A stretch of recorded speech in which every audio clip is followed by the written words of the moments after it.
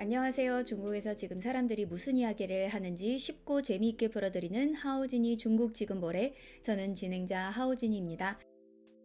여러분, 뜨끈한 국물 한 숟가락 떠먹고 나도 모르게 시원하다 라고 말해본 적 있으시죠?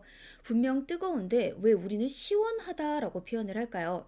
그만큼 우리 한국 사람들도 뜨거운 음식을 참 좋아하고 그걸로 속을 달래죠. 그런데 이웃나라 중국으로 넘어가면 이 뜨거움에 대한 사랑이 오늘 뜨끈한 국물 땡기네 이런 단순한 취향을 가볍게 뛰어넘는데요. 중국인들에게 이 뜨거움은 매일 반복되는 생활 습관이자 몸을 지키는 강력한 건강신념처럼 자리를 잡고 있어요. 그 중심에 있는 것이 바로 오늘 이야기할 뜨거운 물, 중국어로는 热水라고 하는데 바로 이 뜨거운 물을 마시는 문화입니다. 오늘 이야기는 중국 허난성 북부에 있는 린저우, 중국어로는 린저우라는 도시에서 시작해 보겠습니다. 이곳의 예전 이름은 린현, 린시엔이었는데요. 의학계에서는 꽤 오래전부터 식도암 연구와 관련해 자주 언급된 지역입니다. 전 세계적으로도 식도암 발병률이 높은 지역 중 하나로 알려졌기 때문이죠. 실제로 1960년대 당시 이 린저우 주민들 사이에서도 길도 막히고 물도 막히고 식도도 막혔다라는 절망적인 탄식이 유행했을 정도로 이 식도암 문제가 심각했다고 합니다. 이후 국가 차원의 예방과 이에 대한 연구가 이어졌죠. 잠시 이 지역의 평범한 저녁 식탁을 상상해 볼게요. 아버지는 팔팔 끓는 죽을 식히지도 않고 후루룩 떠먹고요. 어머니는 방금 우려낸 차에 바로 입을 대고요. 국수도 김이 모락모락 나는 정도가 아니라 뜨거운 김이 확 올라올 때 숨도 안 쉬고 삼켜야 제맛이라고 말합니다. 그래서 가족들은 입을 모아 이렇게 말하죠. 음식은 식으면 끝이야. 무조건 뜨거울 때 먹어야지. 실제로 린저우처럼 식도암 환자가 많이 발생한 지역을 조사한 연구들을 보면요. 지나치게 뜨거운 음식과 음료를 오랫동안 아주 자주 먹는 습관이 공통적으로 관찰되었습니다. 입안이 데일 정도의 뜨거운 음식을 꿀꺽꿀꺽 빨리 삼키는 일이 몇 년도 아니고 수십 년 동안 이어지면 어떻게 될까요? 우리 식도는 쉼없이 치명적인 자극을 받게 되겠죠.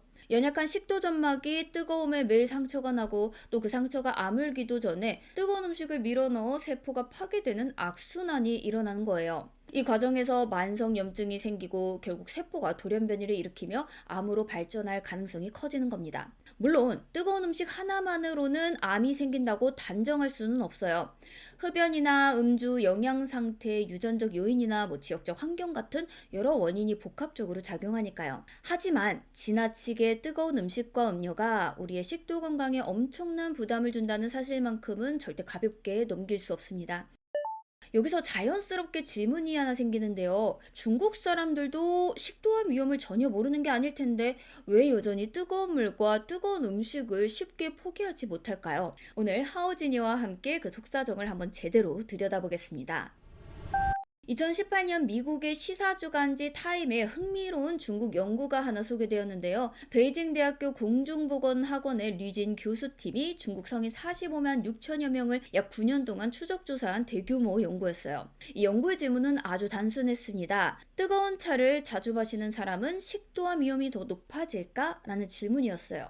그런데 이 연구가 찾아낸 핵심은 뜨거운 차만 마시면 무조건 위험하다가 아니었고요. 평소 담배를 피우고 술도 자주 마시는 사람이 여기에 지나치게 뜨거운 차까지 즐겨 마실 때 식도암 위험이 폭발적으로 증가한다는 점이었습니다. 쉽게 말하면 이런 구조예요. 뜨거운 음료가 식도 점막에 미세한 화상과 손상을 입히면 우리 식도 방어력이 뚝 떨어지겠죠. 바로 그 무방비 상태에서 담배와 술에 발암물질이 더해지면 이 식도 입장에서는 치명적인 직격탄을 맞게 되는 거죠.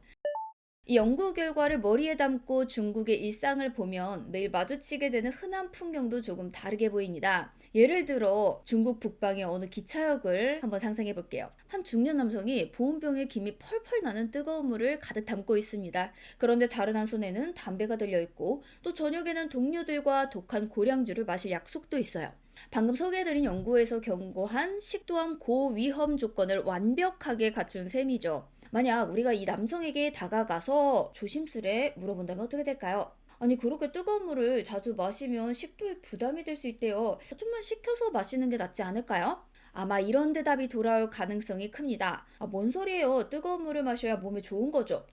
참 아이러니하죠. 본인은 건강을 챙긴다고 믿고 하는 행동인데 그 온도가 지나치게 높으면 오히려 식도의 건강을 사정없이 무너뜨리고 있는 거니까요.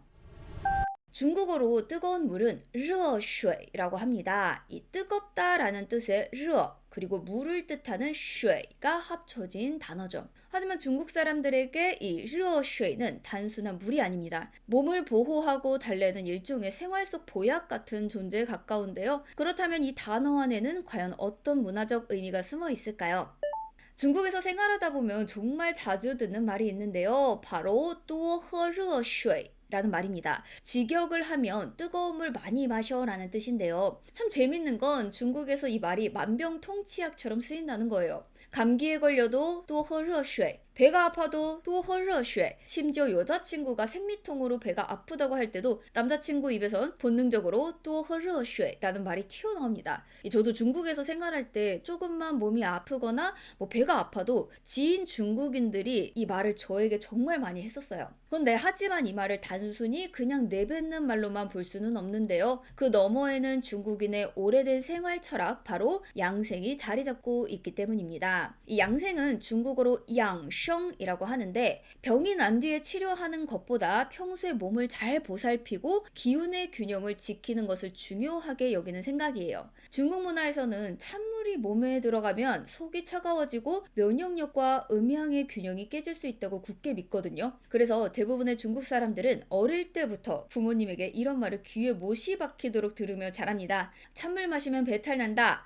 몸이 차가워지면 안 된다. 따뜻한 걸 먹어야 속이 편하다. 이런 문화적 환경 속에서 평생을 자란 사람들에게 多喝热水는 단순한 소리가 아닙니다. 내가 너를 걱정하고 있다. 네 몸이 빨리 편해졌으면 좋겠다. 즉, 내 기준에서 상대에게 줄 수 있는 가장 정성스러운 말인 셈입니다.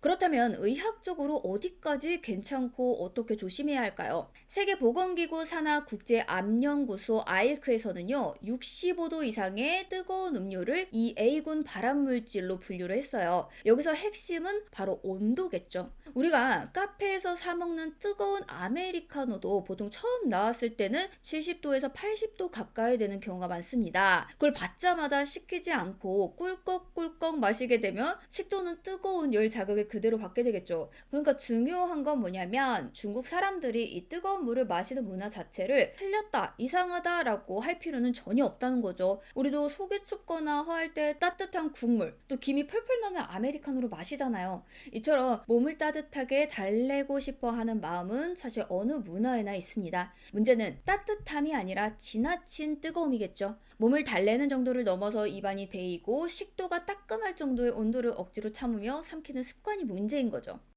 여기서 이런 생각이 드실 수 있어요. 아니, 위험할 수 있다는 걸 알면 그냥 식혀서 마시면 되는 거 아니야? 하지만 여러분, 습관은 생각보다 훨씬 힘이 셉니다. 특히 그 습관이 개인의 취향을 넘어서 가정교육, 사회 분위기, 공공 인프라와 단단하게 연결되어 있다면 더더욱 그렇습니다. 중국에서 이 뜨거운 물을 마시는 문화가 절대 깨지지 않는 이유를 크게 두 가지로 정리해 볼 수 있는데요. 첫 번째는 환경입니다. 중국에서는 학교, 기차역, 공항, 관공서 같은 공공장소 어디를 가나 뜨거운 물을 무료로 받을 수 있는 온수 설비를 쉽게 볼 수가 있어요. 그래서 사람들은 개인 보온병을 들고 다니는 게 숨쉬듯 자연스러운 사회죠. 그러니까 뜨거운 물은 개인의 선택이기 전에 이미 생활 환경 속에 깊숙이 들어와 있는 습관인 겁니다.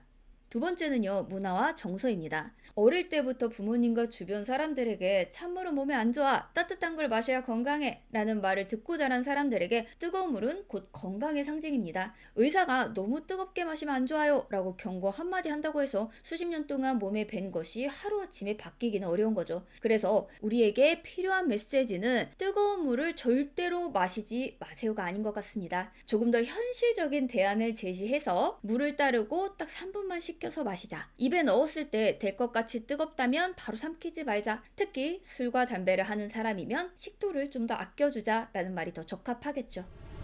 한 사회의 건강 습관은 단순히 과학 지식만으로 만들어지지는 않습니다. 부모님의 잔소리, 친구들의 농담, 공공장소의 온수기, 그리고 몸을 아끼고 싶어하는 따뜻한 문화적 정서가 모두 버무려져 만들어지는 것이니까요. 오늘 우리는 중국 사람들이 왜 식도암 위험을 걱정하면서도 뜨거운 물을 쉽게 포기 못하는지 그 속사정을 간단히 이야기해봤습니다. 저는 이 문화를 결코 틀린 문화라고 말하고 싶지는 않습니다. 오히려 현대 과학에 맞게 조금 업데이트가 필요한 사랑과 걱정이 담긴 오래된 습관이라고 정리를 하고 싶네요. 상대를 걱정하는 따뜻한 마음은 그대로 두되 우리 식도를 위해 온도만 살짝 낮춰보는 것, 그게 오늘의 핵심입니다. 오늘 이야기에 여운을 담아 중국어 4개도 함께 정리해볼게요. 첫 번째, 중국인들이 참 사랑하는 뜨거운 물은 중국어로 热水입니다.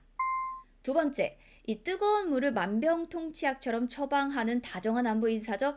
뜨거운 물 많이 마셔는 중국어로 多喝热水입니다.